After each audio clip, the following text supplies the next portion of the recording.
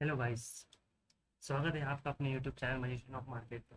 कैसे हैं आप लोग? आई होप आप सभी ठीक होंगे और आपकी ट्रेडिंग बहुत बढ़िया चल रही होगी। निफ्टी के जो रेगुलर शॉर्ट्स मैं अपलोड करता रहता हूँ, लेवल्स आपके सामने शेयर करता रहता हूँ।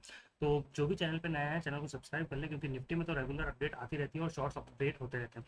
आज मैं आपके सामने लॉन्ग वीडियो लेकर आया हूँ, क्योंकि यूएसए की जो बहुत बड़ी न्यूज़ निकल कर आ रही है, वहाँ के एक बहुत बड़ी नामी ग्रामी बहुत ही बड़े नेता समझ लीजिए आप, जिनका रेजिग्नेशन देने की उम्मीद चल रही है। हो सकता है वो कल या आज रात तक वो रेजिग्नेशन कर दें। अगर ऐसा होता है तो मार्केट में बहुत बड़ा भूचाल आ सकता है। ये सारी बातें मैं डिटेल में आपसे बात करने जा रहा हूँ। जो भी चैनल पर नया है, चैनल को सब्सक्राइब जरूर कर लें। फ्री टेलीग्राम चैनल, जिसका लिंक आपको डिस्क्रिप्शन बॉक्स में मिल जाएगा, वो जरूर से ज्वाइन कर लें। और हमारे इंस्टाग्राम पेज पर भी फॉलो कर लें, ताकि आपको अपडेट रेगुलर मिलते रहे।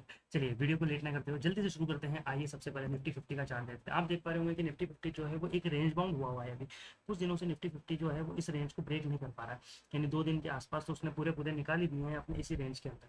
कहीं ना कहीं निफ्टी जो है वो आता है बार बार 25,150 के आसपास, और इसके बाद यहाँ पर ये आता है 25,000 के आसपास, और इसी रेंज में रहता है। यानी ये जो है ये इसका बना हुआ है मेजर रेजिस्टेंस, और 25,000 जो है ये इसका बना हुआ है मेजर सपोर्ट।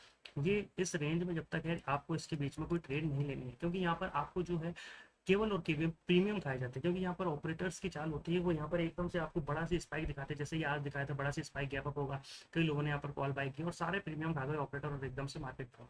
मैंने आपसे पहले भी कहा है कि जब भी मार्केट में कोई भी स्टॉक्स या कोई भी निफ्टी या कोई भी बैंक निफ्टी जब ऐसे किसी रेंज में बाउंड हो रहा हो, तो बहुत अच्छा होता है, क्योंकि कॉन्सोलिडेशन जितना करेगा वो उतना ही रिटेस्ट कर कर अच्छा ब्रेकआउट दिखाएगा, चाहे वो अपसाइड दिखाए चाहे वो डाउन साइड दिखाए। तो कंसोलिडेशन एक बहुत ही इंपॉर्टेंट है। निफ्टी फिफ्टी ने कंसोलिडेशन दिखाया, इसका मतलब बड़ी मूवमेंट आने वाली है।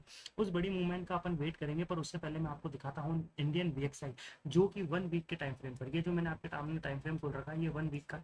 इसमें इसने कई बार इस लेवल पर आकर, कई बार यहाँ पर आकर इसने बाउंस बैक किया, पर इस बार आप देख पा रहे हैं कि आज जो है इंडियन वीएक्सआई जो है ये 10.75 के समथिंग आ गया है, यानी 11 के नीचे। अब जब तक ये 11 के नीचे है, यानी जब तक ये 12 ना आ जाए, तब तक आप कहीं से कहीं तक उम्मीद में रखना कि प्रीमियम में जो है वो बहुत ज़्यादा मूवमेंट आएगी।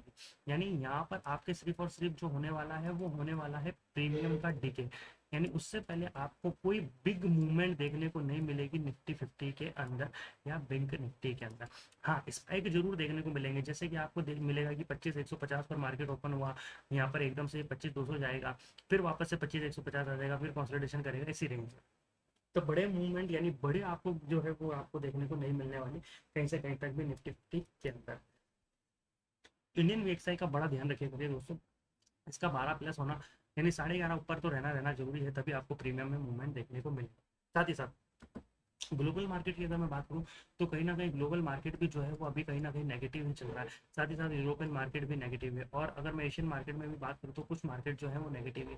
हमारा गिफ्ट निफ्टी की अगर मैं बात करूं तो वो थोड़ा सी जो है वो प्लस में रहा है, पॉजिटिव रहा है। पर ये कहीं ना कहीं उसके कंप्लीट बुलिश होने की उम्मीद नहीं है, क्योंकि आप देख पा रहे हैं वो ना तो बुलिश है और ना पूरी तरीके से बियरिश है। वो अभी हम कह सकते हैं ये पूरा पूरा कहीं ना कहीं न्यूट्रल ही रह रहा है। क्योंकि अभी मैंने आपको दिखाया इंडियन वीएक्सआई जो है वो अभी 11 के नीचे है। अगर वो 11 के ऊपर नहीं आएगा तब तक कोई मूवमेंट नहीं आएगा। साथ ही साथ निफ्टी में भी आपने देखा कि एक रेंज कंसोलिडेशन में लगेगी। अगर ऐसा होगा तो कहीं ना कहीं आपको इस रेंज के ब्रेक होने का वेट करना है। तो निफ्टी के जो लेवल्स होने वाले हैं वो आप इंपॉर्टेंट सुन लीजिए। सबसे पहले तो मैं आपके सामने पहले ही बोल चुका हूँ कि निफ्टी 25,145 से लेकर 25,150 जो है ये मेरे पास में एक मेजर रेजिस्टेंस है। क्या है ये? एक मेजर रेजिस्टेंस। उसके अलावा अगर मैं बात करूँ कि 25,022 से लेकर जो 25,000 जो है ये मेरे पास में क्या है, ये एक उसका मेजर सपोर्ट है। Major support. अब आपको ट्रेड कब लेनी है? यानी इस जोन में तो आपको बिल्कुल ट्रेड नहीं लेनी है, अगर आपको अपना प्रीमियम खराब नहीं करना है, पैसे खराब नहीं करने हैं।